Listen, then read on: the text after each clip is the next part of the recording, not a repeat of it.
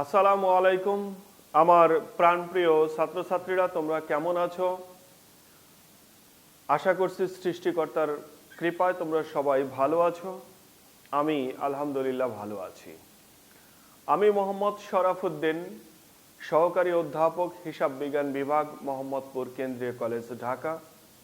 আজ আমি হিসাব বিজ্ঞান বিভাগের MBA ফাইনাল ইয়ারের একটি ক্লাস নেওয়ার জন্য তোমাদের সামনে উপস্থিত হয়েছি। আমার আজকের কোর্সের নাম হলো কর্পোরেট ফাইন্যান্সিয়াল রিপোর্টিং এবং আজকের নতুন একটি টপিক নিয়ে আলোচনা করব। নতুন একটি চ্যাপ্টার, এই চ্যাপ্টারের নাম হলো reporting the effects of price changes, মূল্য পরিবর্তন প্রভাবের প্রতিবেদন। মানে হলো রিপোর্টিং, দেখো এটা হবে হলো রিপোর্টিং the effects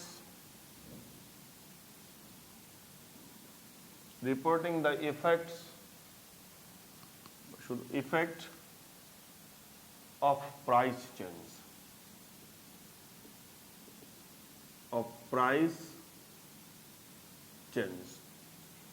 বললে আমরা বলতে পারি এটা বাংলাতে মূল্য পরিবর্তন প্রভাবের প্রতিবেদন। মূল্য পরিবর্তন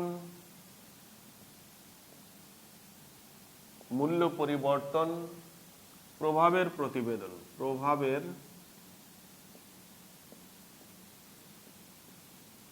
প্রতিবেদন।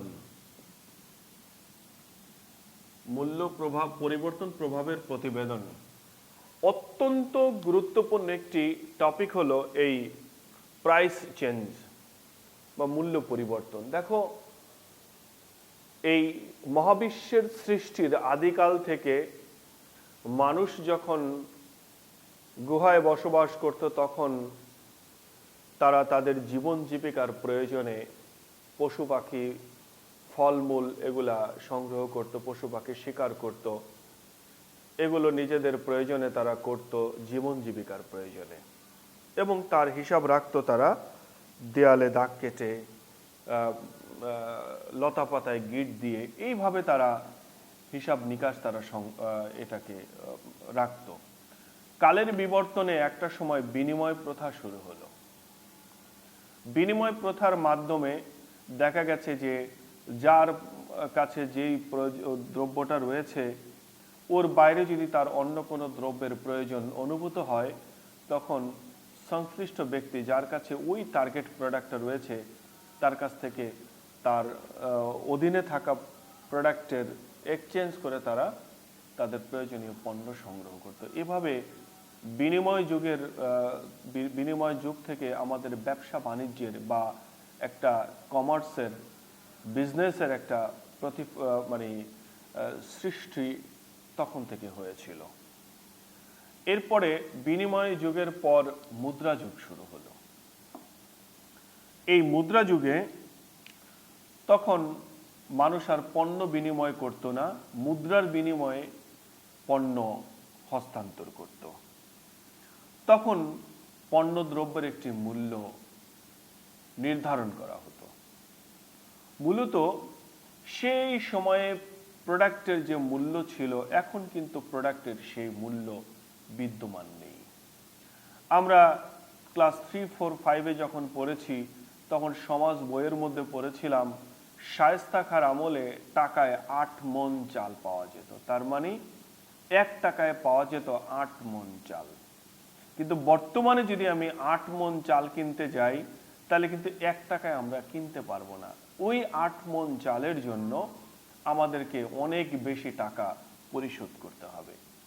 তার মানে সময় পরিবর্তনের সঙ্গে সঙ্গে দ্রব্যের মূল্যের পরিবর্তন হয়েছে। এই যে দ্রব্যের যে মূল্য পরিবর্তন হয়, এই মূল্য পরিবর্তনের হিসাব নিকাশ কোন প্রক্রিয়ার মাধ্যমে আমরা সম্পন্ন করব এবং সেই বিষয় সংক্রান্ত প্রতিবেদন কিভাবে উপস্থাপন করতে হবে, তৈরি করতে হবে, সেই বিষয়টাই আমরা এখানে আলোচনা করব।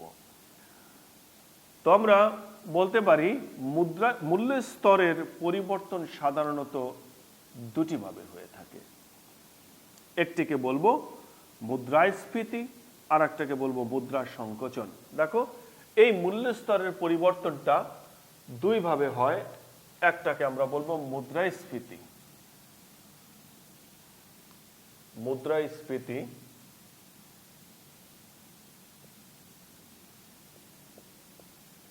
আর একটা হলো মুদ্রা সংকোচন।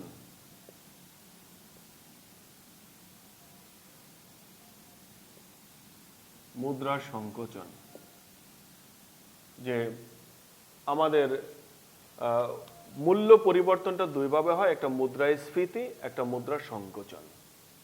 দেখো মুদ্রাস্ফীতিটা কি, যে আমরা অ্যাকচুয়ালি যে এই দুটার মধ্যে আমরা দেখব যে মুদ্রা সংকোচন তেমন কোথাও পরিলক্ষিত হয় না। সংকোচনটা হলো যে কমে যাওয়া, যে টাকা কমে গেছে এই কারণে দ্রব্যমূল্যের পরিবর্তন হয়েছে, আসলে সেটি নয়। আজকে এই একটি দেশের বা একটি ভৌগোলিক ভূখণ্ডে, আজকে আমার বাংলাদেশে যে পরিমাণ কাগজে মুদ্রা রয়েছে, আস্তে আস্তে সেই কাগজের মুদ্রার পরিমাণ কিন্তু বৃদ্ধি পায়। গভর্নমেন্ট কিন্তু এই কাগজে মুদ্রার পরিমাণ বাড়াচ্ছে, তার মুদ্রার সংকোচন তেমন একটা হয় না। কোথাও এই মুদ্রা সংকোচন পরিলক্ষিত হয় না। তাই আমরা এখানে মূলত আলোচনা করব হলো মুদ্রাস্ফীতি নিয়ে। এবং আমাদের এখানে মূল্যস্তর পরিবর্তন বলতে আমরা অ্যাকচুয়ালি মুদ্রাস্ফীতি কি আমরা বোঝাবো, এবং মুদ্রাস্ফীতি হিসাব রক্ষণ সংক্রান্ত আলোচনায় আমরা এখানে করব। তা আমরা মুদ্রাস্ফীতি কাকে বলবো? আমরা যদি সাধারণভাবে বলি যে দ্রব্যমূল্য ও উৎপাদনের উপাদানগুলোর মূল্য যখন ক্রমাগত বাড়তে থাকে তখন যে অবস্থার সৃষ্টি হয় তা মুদ্রাস্ফীতি। যে আমরা বলবো দ্রব্যমূল্য এবং উৎপাদনের যে উপাদানগুলো রয়েছে, এই দ্রব্যমূল্য যখন বৃদ্ধি পায়, ক্রমাগত বৃদ্ধি পায়, বা উৎপাদনের উপাদানগুলোর মূল্য যখন ক্রমাগত বৃদ্ধি পায়, তখন যে অবস্থার সৃষ্টি হবে তাকে আমরা মুদ্রাস্ফীতি বলবো। তার মানে হলো, বিষয়টা হলো যে আজকে আমি কোন একটি প্রোডাক্ট 20 টাকা দিয়ে কিনতেছি, কিন্তু এক বছর আগে ওই প্রোডাক্টটা হয়তো আমি 18 টাকায় কিনতে পারতাম। তার মানে যেই প্রোডাক্টটা এক বছর আগে 18 টাকা মূল্য ছিল, তার আজকে মূল্য দাঁড়ালো 20 টাকা। তার মানে এই এক বছর সময়ের মধ্যে এই প্রোডাক্টের মূল্যস্তর পরিবর্তন হলো 2 টাকা। তো এই যে প্রোডাক্ট আমার যা ছিল তাই আছে, কিন্তু প্রোডাক্টের জন্য পেমেন্টস আমার বেশি করতে হচ্ছে। তার মানে 18 টাকার জিনিস এখন আমাকে 20 টাকায় কিনতে হচ্ছে। তার মানে পূর্বে 18 টাকার যে পাওয়ার ছিল, সেই পাওয়ার অর্জন করতে এখন 20 টাকার প্রয়োজন হয়। তার মানে মুদ্রাস্ফীতির ফলে টাকার ক্রয় ক্ষমতা কমে যায় আর দ্রব্যমূল্য বেড়ে যায়। মূলত এই যে টাকার ক্রয় ক্ষমতা যখন কমে যাবে এবং দ্রব্যমূল্যের বৃদ্ধি পাবে, এর ফলে যে অবস্থার সৃষ্টি হবে সেটি হলো মুদ্রাস্ফীতি। আর এই মুদ্রাস্ফীতির কারণেই পণ্যদ্রব্যের বা প্রয়োজনীয় দ্রব্যগুলোর মূল্যস্তর পরিবর্তন হয়। এই মূল্যস্তর পরিবর্তন সংক্রান্ত হিসাব নিকাশ আমরা করে থাকব। যে আবার আমরা এখানে একটা জিনিস বলতে পারি যে এখানকার মূলত মূল বিষয়টা, আলোচনার বিষয়টা হলো ক্রয় ক্ষমতা। আমার অর্থের ক্রয় ক্ষমতা কতটুকু, এই বিষয় সংক্রান্ত আলাপ আলোচনাই আমরা এখানে করব। মুদ্রাস্ফীতির ফলাফলটা কি হয়? দেখো, মুদ্রাস্ফীতির ফলাফলটা হলো দেনাদার যারা আছেন, এই মুদ্রাস্ফীতির ফলাফলে যে দেনাদার লাভবান হবে কিন্তু পাওনাদার ক্ষতিগ্রস্ত হবে। এখন আমি যদি এটার মুদ্রাস্ফীতির ফলাফলটা দেখি, যে মুদ্রাস্ফীতির বা মানি ইনফ্লেশনের ফলাফলটা কি? মুদ্রাস্ফীতির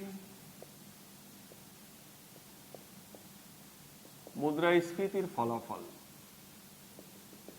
মুদ্রাস্ফীতির ফলাফলটা কি হবে? দেখো, আমরা বলবো মুদ্রাস্ফীতির ফলাফল হবে হলো দুটি। বা মুদ্রাস্ফীতির ফলাফলটাকে আমরা বলবো যে এখানে দেনাদার লাভবান হবে এবং পাওনাদার লুজার হবে। আমি বিষয়টা একটু ব্যাখ্যা করে যদি একটু বলি, দেখো আজকে তুমি কোনো ব্যক্তিকে 10,000 টাকা ধার দিলা, ঋণ প্রদান করলা। তুমি কোনো একজন ব্যক্তিকে আজকে ঋণ প্রদান করেছে, তো আজকে না দিয়ে, আজকে 2020 সালের নভেম্বর মাসের আজকে 15 তারিখ, তুমি ধরে নাও 2019 সালের নভেম্বরের এই 15 তারিখে কাউকে ঋণ প্রদান করেছিলাম, ঋণ প্রদান করেছো 10,000 টাকা। তো যাকে তুমি ঋণ প্রদান করেছো সে কিন্তু তোমার কাছে একজন দেনাদার, আর তার কাছে তুমি হলো একজন পাওনাদার। আমি যাকে ঋণ দিয়েছি তার কাছ থেকে কিন্তু আমি টাকা পাবো, 1 বছরের জন্য হয়তো ঋণ দিলাম, 1 বছর মেয়াদের জন্য। 2019 সালের নভেম্বর মাসের 15 তারিখে ঋণ নিয়েছে, ও ঠিক 2020 সালের নভেম্বর মাসের 15 তারিখে টাকা পরিশোধ করে দিবে। আমি যখন এরকম ভাবে কাউকে ঋণ দিব, যাকে ঋণ দিব সে হলো ঋণ গ্রহীতা, তার কাছ থেকে টাকা আমি পাবো, আর যার কাছ থেকে টাকা পাওয়া যায় সে হলো আমার দেনাদার। আর তার কাছে আমি টাকা পাই, ওই ব্যক্তির কাছে কিন্তু আমি একজন পাওনাদার হিসেবে গণ্য হব। দেখো 1 বছর আগে আমি যখন 10,000 টাকা ঋণ দিয়েছিলাম, তখন 10,000 টাকা দিয়ে যে প্রোডাক্ট বা যে পণ্য বা যে জিনিসপত্র আমি ক্রয় করতে পারতাম, আজকে 1 বছর পর কিন্তু সেই জিনিস আমি ক্রয় করতে পারবো না। তাহলে ওই দেনাদার যখন এই মুহূর্তে আমাকে টাকা পরিশোধ করবে, এই টাকা পরিশোধ করার জন্য ও যে প্রোডাক্টগুলো বিনিময় করবে, ধরো 1 বছর আগে তোমার যে পরিমাণ গোল্ড কেনা গেছে, ধরো গোল্ড না বলে যদি আমরা চালের কথা বলি, যে যাকে ঋণ দিয়েছিলাম সে চাল ব্যবসায়ী, এই 10,000 টাকা দিয়ে সাপোজ 4 বস্তা চাল সে 2019 সালে সে ব্যবস্থা করতে পারত। এখন যখন ওই ভদ্রলোক আমাকে টাকা পরিশোধ করতে আসবে, তখন এই 4 বস্তা চালের দাম ধরো আগে ছিল 2500 টাকা করে, 2500 টাকা করে পার বস্তা, আর আজকে এই চালের বস্তার দাম আর 2500 টাকা নেই, এটি 3,000 টাকা হয়ে গেল। বর্তমান দর হলো 3,000 টাকা। তাহলে এই 4 বস্তার চাল 3,000 টাকা দরে যদি বিক্রি করে, তাহলে ওই ভদ্রলোক 12,000 টাকা বিক্রি করে টাকা পাবে। সে কি করবে, এখান থেকে 10,000 টাকা আমাদেরকে পরিশোধ করে দেবে, 2,000 টাকা ওর পকেটে থেকে যাবে। তার মানে দেনাদার এখানে দেনা পরিশোধ করার সময় সে লাভবান হবে। কিন্তু আমি যখন টাকাটা রিসিভ করব, দেখো আমি 10,000 টাকা দিয়ে এখন আর ওই 4 বস্তা চাল আমি ক্রয় করতে পারবো না, আমার ওই 10,000 টাকার পারচেজিং পাওয়ার কমে যাবে। তাহলে বিশেষ করে আমরা বলতে পারবো যে একেবারে মানে নির্দ্বিধায় বলতে পারি, মুদ্রাস্ফীতির ফলে যে মুদ্রাস্ফীতি হবে, যে মানি ইনফ্লেশন হবে, এই ইনফ্লেশনের ফলে দেনাদার লাভবান হয় এবং পাওনাদার ক্ষতিগ্রস্ত হয়। আর একটা বিষয় হলো যে এই মূল্য স্তরে পরিবর্তন আসবে কেন, এই মূল্য স্তরে পরিবর্তন আসার প্রধান কারণগুলো কি, মূল্য স্তরে পরিবর্তন আসার যে প্রধান কারণ, এটা নিয়ে আমরা একটু কথা বলবো। মূল্য স্তরে পরিবর্তন আসার প্রধান কারণগুলো আমরা একটু দেখব। যে মূল্য স্তরে পরিবর্তন আসার প্রধান কারণ, মূল্য স্তর পরিবর্তন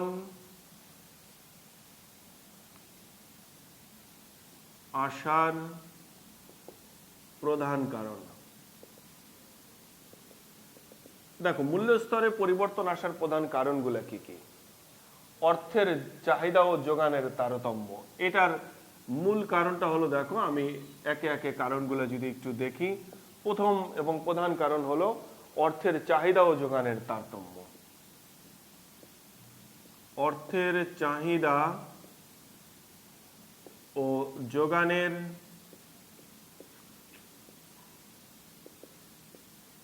তারতম্য। দ্বিতীয় নম্বরটা হলো উৎপাদনে তারতম্য।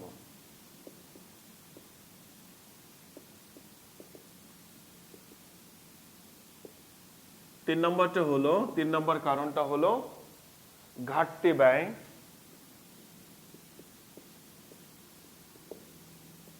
চার নম্বরটা হলো আন্তর্জাতিক বাণিজ্যের উদ্বৃত্ত।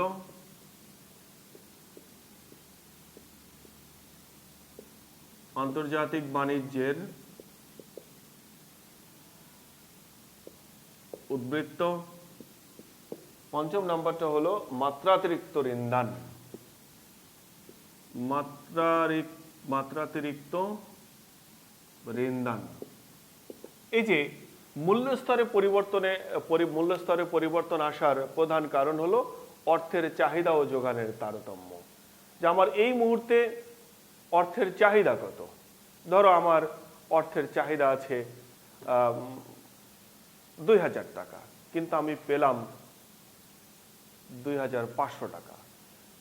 তার মানে চাহিদার চাইতে যোগান যখন খুব বেশি হয়ে যাবে তখন স্বাভাবিকভাবে আমার ক্রয় ক্ষমতা একটু পরিবর্তন হবে।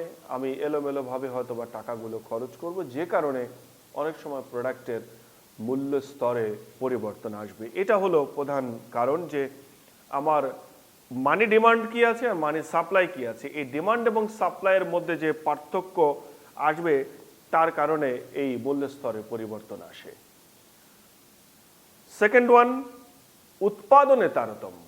উৎপাদনে তারতম্য হলো যে আমার এই ফ্যাক্টরির বা আমার এই লোকজ যে উৎপাদন আছে, আমার যে দেশের যে উৎপাদন ক্ষমতা রয়েছে, যদি টার্গেট উৎপাদনের চাইতে কম উৎপাদন হয়, যে আমার টার্গেট ছিল যে বা আমার চাহিদা রয়েছে 10,000 টন উৎপাদনের, কিন্তু আমার 8,000 টন উৎপাদন হলো। স্বাভাবিকভাবে যখন উৎপাদন কমে যাবে তখন চাহিদা বেড়ে যাবে, যোগান কম থাকবে, যার ফলে এখানকার পরিবর্তন হয়ে যাবে। আবার অনেক সময় দেখা যায় যে উৎপাদন যদি মাত্রাতিরিক্ত হয়ে যায় তখন অটোমেটিক্যালি এই প্রোডাক্টের মূল্য স্তরে পরিবর্তন আসে। এরপরে ঘাটতি ব্যয়। যে আমি যে ব্যয় করলাম তার এগেনস্টে যদি আমার এই ব্যয়টাকে রিকভারি করার মতো অর্থের যদি কমতি থাকে, তাহলে সেক্ষেত্রে এখানকার যে শর্টেজটা থাকবে, এই ঘাটতি ব্যয়ের ফলে অনেক সময় দেখা যায় মূল্য স্তরের পরিবর্তন হয়। আন্তর্জাতিক বাণিজ্যের উদ্বৃত্ত, এই ব্যালেন্স অফ ইন্টারন্যাশনাল ট্রেড। আমরা যদি আন্তর্জাতিক বাণিজ্যের উদ্বৃত্তের কথা বলি, এটা আমাদের দেশের জন্য একেবারেই চিরন্তর একটি সত্য কথা। একটি যদি বিষয় আমরা খেয়াল করি, আমাদের দেশের প্রয়োজনীয় যে মানুষের প্রয়োজনীয় যে দ্রব্যাদি রয়েছে, এর মধ্যে বেশিরভাগ দ্রব্য আমরা চীন থেকে আমদানি করি। দেখা গেছে বছরে আমরা চীন থেকে ইম্পোর্ট করি 10,000 কোটি ডলারের পণ্য, কিন্তু আমাদের দেশ থেকে চীনে এক্সপোর্ট হইতেছে হয়তোবা 7,000 কোটি ডলারের পণ্য। তাহলে ওর কাছ থেকে আমি কিনে আনলাম 10,000 কোটি ডলার, কিন্তু আমি ওর কাছে বিক্রি করলাম 7,000 কোটি ডলার। তা ওর সঙ্গে আমার ঘাটতি থেকে যায় 3,000 কোটি ডলারের। তাহলে এইভাবে ইন্টারন্যাশনাল ট্রেডের ক্ষেত্রে যদি ব্যালেন্স পরিলক্ষিত হয়, এই ব্যালেন্সের ফলে দেখা গেছে যে তাদেরকে অতিরিক্ত টাকা পে করতে গিয়ে আমার মূল্য স্তরের পরিবর্তন হয়। এটাও মূল্যস্তরে পরিবর্তন আসার একটি অন্যতম কারণ। মাত্রাতিরিক্ত ঋণদান। আমরা যখন মাত্রাতিরিক্ত লেভেল ক্রস করে গিয়ে আমরা ঋণদান করব, এই অতিরিক্ত ঋণদানের ফলে আমার এই মূল্যস্তরে পরিবর্তন আসে। তো মূল্যস্তর পরিবর্তন সংক্রান্ত হিসাব রক্ষণের সুবিধা। এই মূল্যস্তর যদি পরিবর্তন হয় সেক্ষেত্রে আমাদের হিসাব রক্ষণের সুবিধা কি? যে মূল্যস্তরে পরিবর্তন সংক্রান্ত হিসাব রক্ষণের যে সুবিধাগুলো রয়েছে, যে হিসাব রক্ষণের সুবিধাটা কি এখানে? যে হিসাব রক্ষণের সুবিধা, হিসাব রক্ষণের সুবিধা, যে মূল্য স্তরে পরিবর্তন হলো, এখানকার হিসাব রক্ষণের সুবিধাটা কি? যে 1 নম্বর সুবিধাটা হলো প্রকৃত মুনাফা নির্ধারণ। যে এই মূল্য স্তরের পরিবর্তনের ফলে আমরা হিসাব নিকাশ যখন করতে যাব তখন exactly how much will profit we will gain from our existing business, এটা এখান থেকে নির্ধারিত করা যাবে। ম্যাচিং ধারণার সঠিক প্রয়োগ, যে আমাদের যে একটা ম্যাচিং কনসেপ্ট রয়েছে, ম্যাচিং প্রিন্সিপালস রয়েছে, এটির এক্স্যাক্ট প্রয়োগ আমরা করতে পারবো এই হিসাব মূল্যস্তর পরিবর্তনের কারণে। সম্পত্তি প্রতিস্থাপনের জন্য প্রয়োজনীয় তহবিলের সংস্থান, আমার একটি অ্যাসেট রিপ্লেসমেন্ট করতে গেলে প্রয়োজনীয় অর্থ আমরা এখান থেকে যোগান দিতে পারবো।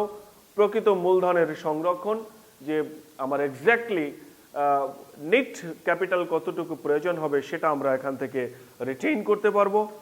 প্রকৃত ন্যায্য চিত্র উপস্থাপন, যে আমরা যদি এই মূল্যস্তরের পরিবর্তনটা যদি হিসাব রক্ষণে দেখাই তখন আমার প্রকৃত অবস্থাটা উপস্থাপন হয়ে যাবে এখানে, এবার অর্থবহ তুলনা করতে পারবো আমরা। তো এই বিষয়গুলো আমাদের হিসাব রক্ষণের সুবিধায় চলে আসে। প্রিয় ছাত্রছাত্রীরা, আমাদের এই কর্পোরেট ফাইন্যান্সিয়াল রিপোর্টিংয়ের আর যে ক্লাসগুলো রয়েছে মোটামুটি থিওরি দিয়েই আমরা আলোচনা শেষ করব। তো এই বিষয়গুলো তোমরা বাসায় ভালোভাবে একটু পড়ে নিও, আশা করি সবই তোমাদের আয়ত্তের মধ্যে চলে আসবে। তো সবাই ভালো থেকো, নিরাপদে থেকো। আল্লাহ হাফেজ।